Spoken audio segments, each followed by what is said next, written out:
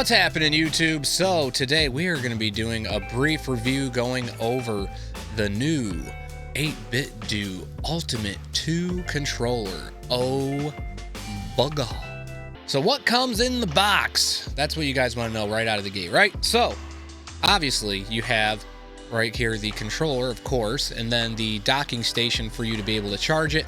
It's not very hard to just dock it. It slides up and down pretty simple. You'll see on the top of the controller that there will be a red dot illuminated to let you know that it is in fact charging. And one thing to note for those of you that might be like myself and you don't look at instructions and you just kind of wing stuff, just grab it out of the box and go.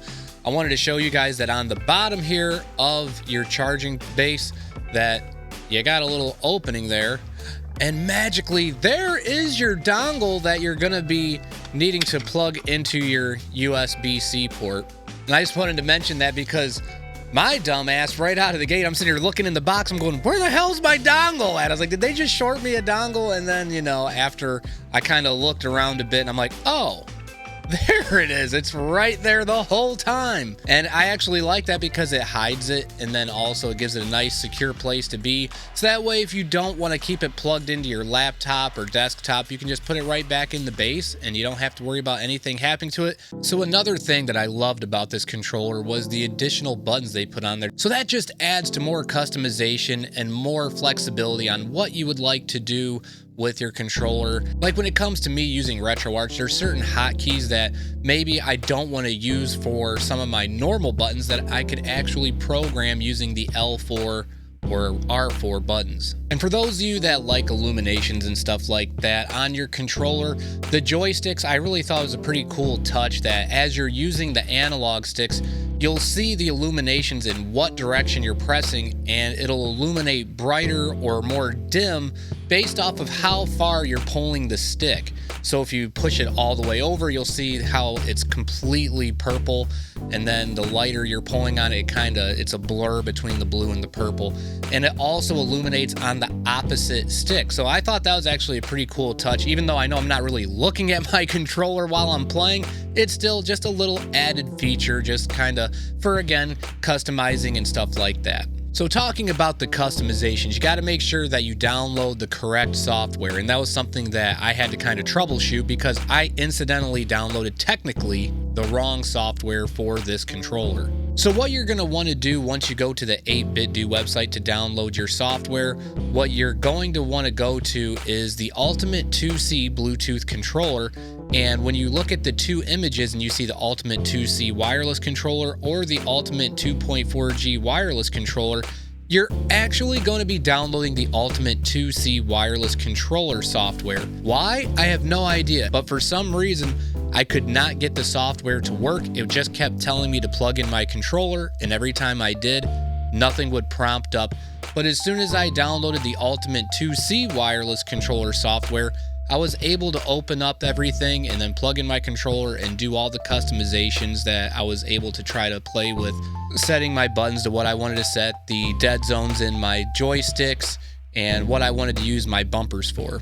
And of course, again, going back to those that might like to look at the illuminations on your controller, you can customize those as well. And one thing you'll note based off of everything that you can adjust on, there is motion sensors in the controller, so that way you can actually use tilting and stuff like that with your controller if you're wanting to use that for a first-person shooter. Alright, so now let's talk about some of the games that I tested this out on and for various reasons. So the very first game that I tried playing was Ninja Turtles on the NES. And my main reason why was because I was wanting to see how proper the D-pad would work with playing this game. Because there were certain things when it came to using a D-pad, say on ladders and stuff, if you didn't hit the down button just perfect on certain D-pads, you'll end up falling off the ladder one way or the other. So I wanted to see how this one would respond.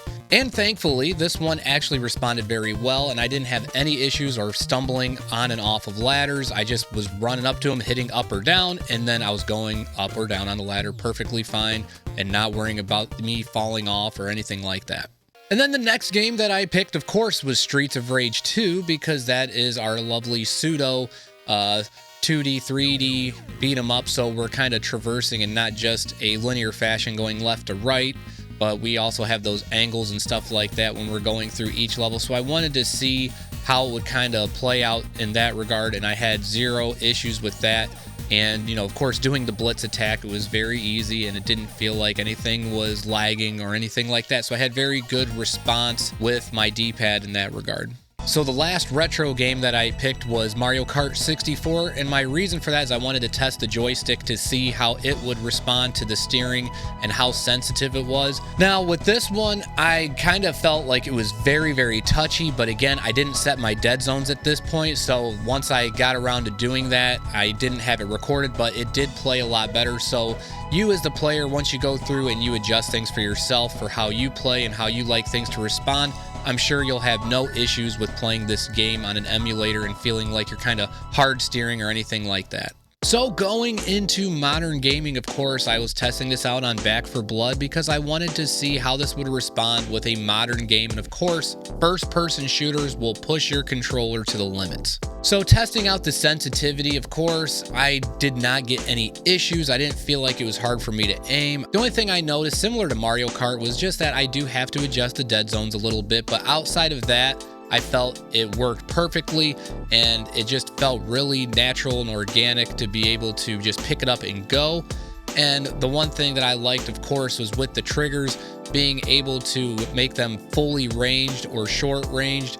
I preferred the short range for a quicker response, so that way, you know, I didn't feel like I had to pull down the trigger all the way, and it helped me to get through levels, and I felt like it helped with my shooting and everything like that. I would definitely consider this controller, considering it is only 60 bucks, whereas if you're going to be buying like the Elite controllers, you're going to be spending well over $150. So for those of you that are on a budget, I would definitely consider this for an upgrade to your controller collection for playing first-person shooters. Okay, so the last thing that I wanted to show you guys was the comparison of just how these click.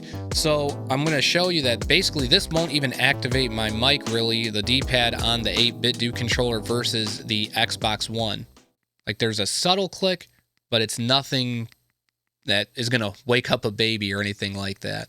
Now here is the Xbox One.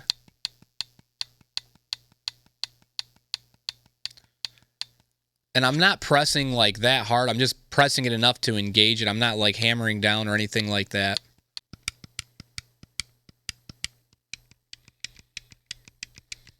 So the buttons are kind of similar. There's not really too much of a difference there, but the biggest thing was the D-pad, which is obviously what we're going to be using the most, especially with retro gaming. So for me, that was a huge deal, considering when I'm playing retro games, I don't have to worry about that D-pad clicking around every time I got to move my character around on the screen and potentially waking up my son.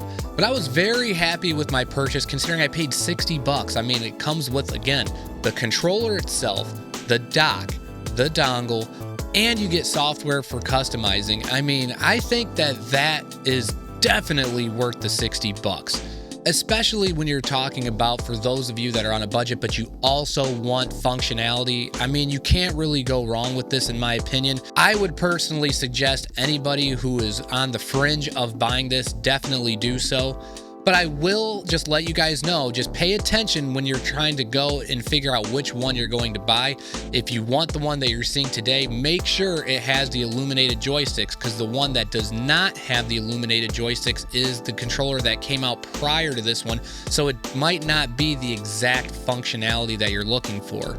Not saying it's a bad controller, but just from what I've read, they did upgrade things, which is why, of course, this is a newer model. But that is all I had for you guys today. Let me know what you thought about this in the comments below, and then I'll be seeing you in the next video.